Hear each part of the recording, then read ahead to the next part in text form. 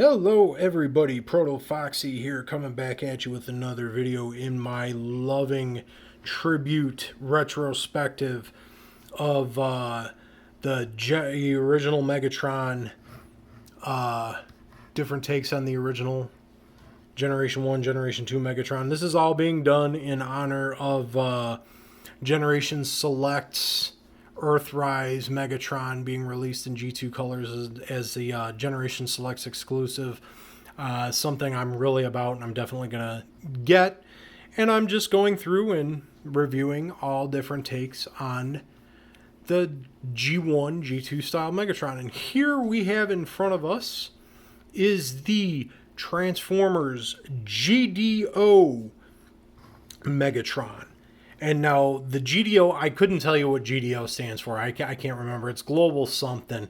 But this was actually an Asian market exclusive at first. But they ended up making it a Toys R Us exclusive here in the States. And they released a bunch of them. Megatron was one of them. A remolded Transformers Prime Cliff Jumper with a Generation 1 style head. They did a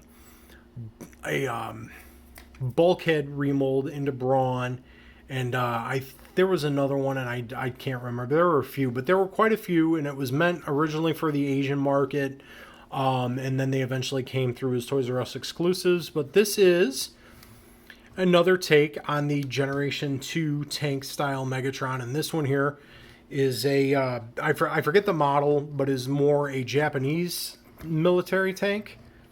Done in the Generation 2 Megatron colors, minus the purple camouflage. He does have purple in different spots, but the garish neon purple camouflage of the 90s is gone. And we will go ahead and bring in his, let's move him, his inspiration, the original Generation 2 Megatron. As you can see, green tank, purple bits, orange bits, and all of that. I'm get him out of the way here. And yeah, tank mode is very cool. Turret moves, very nice clicky ratchet. Rolls. It actually has, and we'll go on the underside and you can see some bits of the robot mode there. He has a couple of small wheels, but actually these treads here are a rubber material, so that's kind of a unique thing. Not a lot of tank Transformer toys have that, and this is actually a remold of the Revenge of the Fallen bludgeon, which was also redecoed into I think it was Hunt for the Decepticons Bonsaitron, and then further remolded again into the Timeline's BotCon exclusive Gigatron, which is Overlord. And I actually have all four toys, all four versions of the mold. Brag, sorry. But because I like the mold, I enjoyed it. But I actually feel that this is definitely a very cool take on Tank Megatron. But enough of my yakking about the vehicle mode. Let's get him into robot mode. And here we have GDO Megatron in his robot mode. And this is a very, very unique look for Megatron. Obviously, you can definitely see that the only bit of remolding on this toy was his head, because that is definitely bludgeon. But there is actually precedence for Megatron looking to appear more samurai-like. If you all remember the Transformers Alternity line, sorry about that, let me keep this camera straight. If you remember the Transformers Alternity line, which was Takara Tomi's successor to Binaltech, they were a bit more smaller in scale, but they were based on real cars. The Megatron of that line had a very samurai look to him as well. And we get a look, this is very unique. The tank treads, I love how they hang off. They separate and then they hang off, and it's very ornate, I think would be the phrase I'm looking for, as far as making him just look like a samurai. Obviously, you can see the bludgeon skull on the chest there, which is just cool. But the detail of this robot mode, and you can see the turret on the back, but the detail on this robot mode is just absolutely insane. All the detail from the Revenge of the Fallen Bludgeon carries over to this toy as well. The paint definitely helps make it pop. It stands out. We get in close to the head sculpt there, and that is very, very cool. It's got that kind of very sinister looking grin. Definitely, again, based on the Generation 2 Megatron with the gray and the gray helmet and the purple face.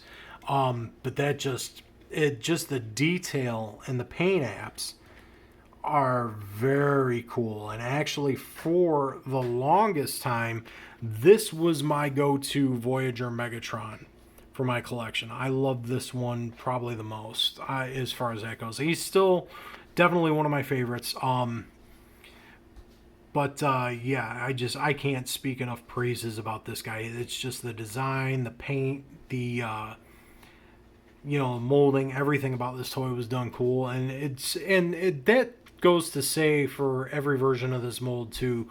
The Revenge of the Fallen Bludgeon and the Hunt for the Decepticons Bonsai-tron, and then ultimately the Timelines BotCon Gigatron Overlord.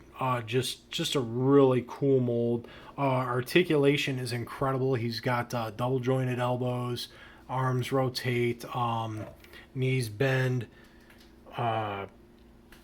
and he gets a pretty dynamic range of poses. The feet are a little wonky the way they stand, but he does get an A stance pose pretty well.